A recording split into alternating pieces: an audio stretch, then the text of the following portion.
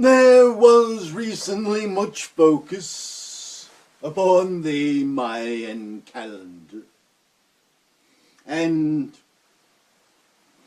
upon the foolish, commercialized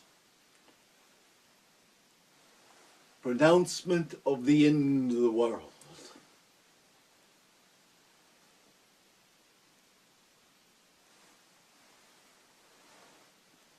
No one knows when the end of the world would be.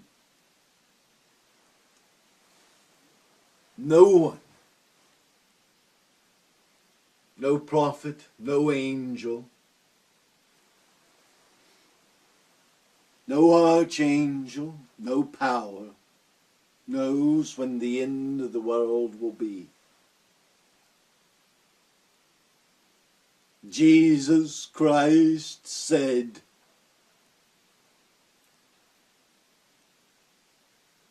that no one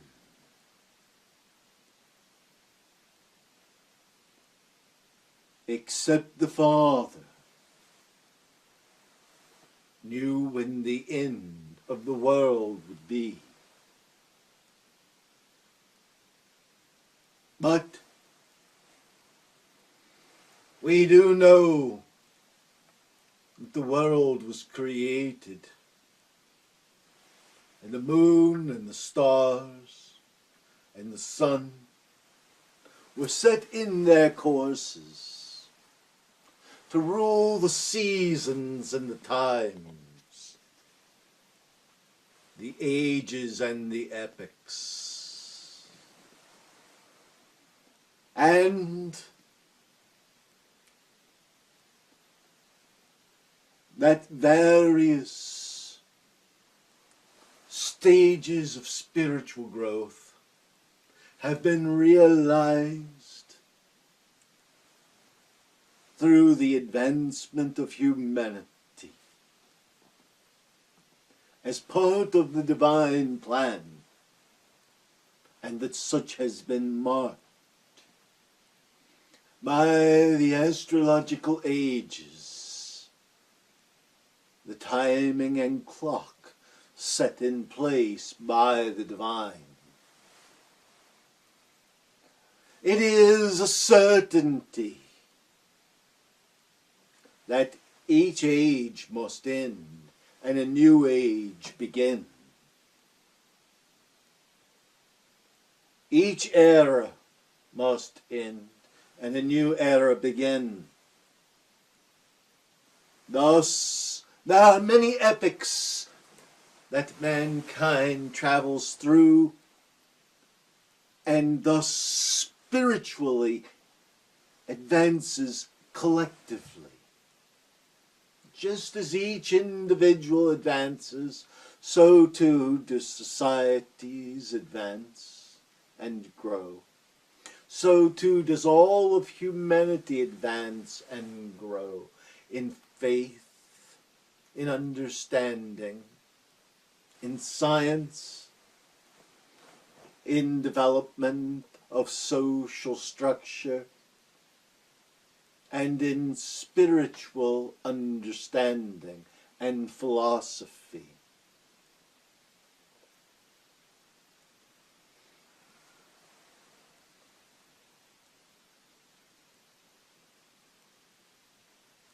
Do you think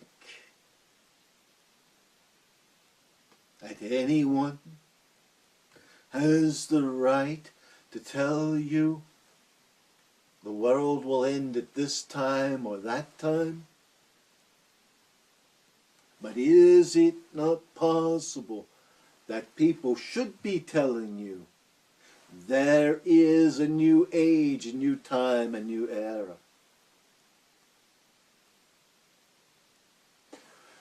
First, we will use just a little example that you should be aware of. The Mayan calendar did not teach that the end of the world was coming, but rather that there was a turning of the age. A turning of the age.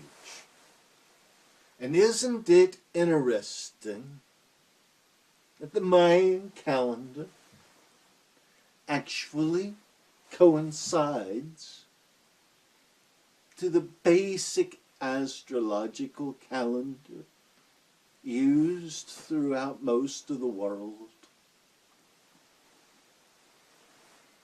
Yes, 2,000 years have passed since Jesus Christ himself ushered in a new age.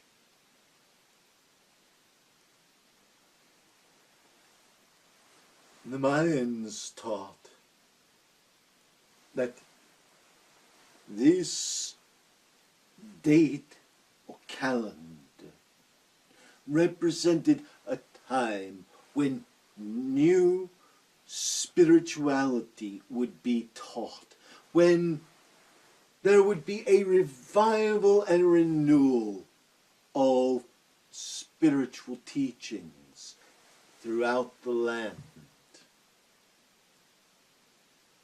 Of course,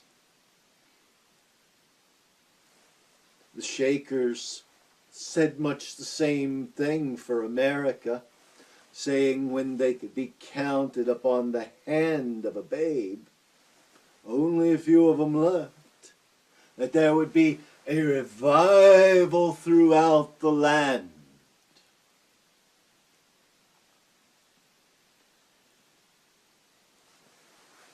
But just look at the very essence of what occurs with astrological ages. For if you want to consider Eden as the realm of the physical and spiritual, the duality as one, before man was condemned to the earth alone, then you see why that was under the sign of Gemini. Or if you look at 2,000 years of Egypt, and you see the power of the pharaohs, you'll understand why they ruled under the sign of the bull. And then Moses came and freed the people.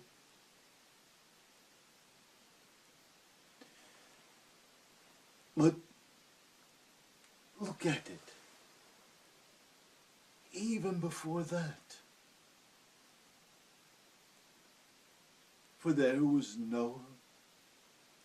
Then there was Moses. Then there was Jesus. Turning of ages. A turning of ages.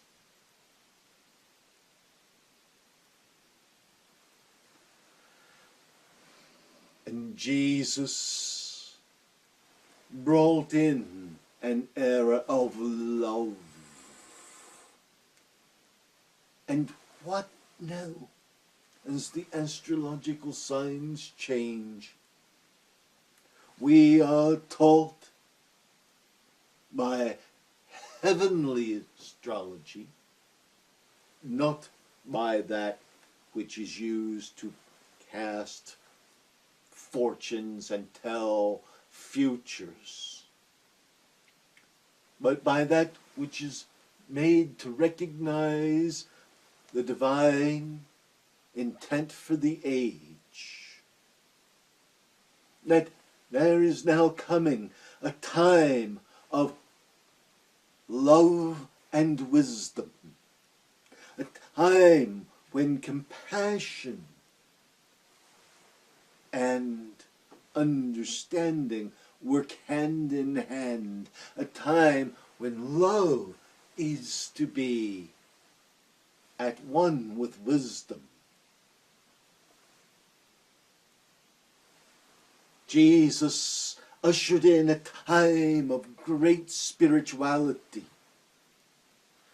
Now the age and era of science is upon you, with all that is occurring in electronics and computers, within the human genome and genetics, with all that is occurring within physics and quantum physics and mechanics and engineering. So now, there is wisdom and there is love. And the two must be brought together and used as one to benefit mankind, so that philosophy, religion, science are no longer at odds, but become one. For religion does not exist outside of science, and science does not exist outside of religion. And the twain must become unified. And that is the age in which you live. For the scientist who says, I have no use of religion,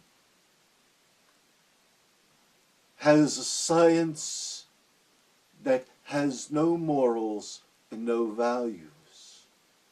And the religion that says it has no use for science is stagnant and refusing to grow. And that which is stagnant, that which is refusing to grow, is dying or dead. So now is the time. Now is the time of love and wisdom.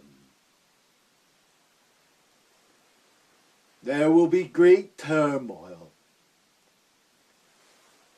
in the years, in the immediate future, as the age changes from one age to another. There always is. It was 40 years of wandering in the desert for the people of Israel when they came out of Egypt. There was great persecution and destruction for the church when it was first being established. There was destruction throughout the known world that was flooded when the great flood came about.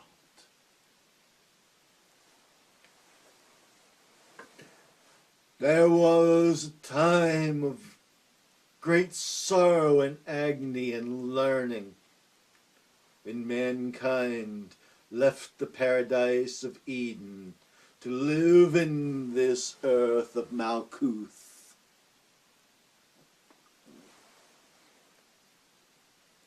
You see, at each turning of an age, there is upheaval, misunderstandings, and a certain amount of wanting to hold to the status quo, to the past. But it cannot be so. It must not be so. And even now it will not be so. Any faith that fails to unify science and religion that fails to understand the solidarity of love and wisdom will be a relic of the past. For the future is love and wisdom. We leave you with blessings and with peace. Peace be with you.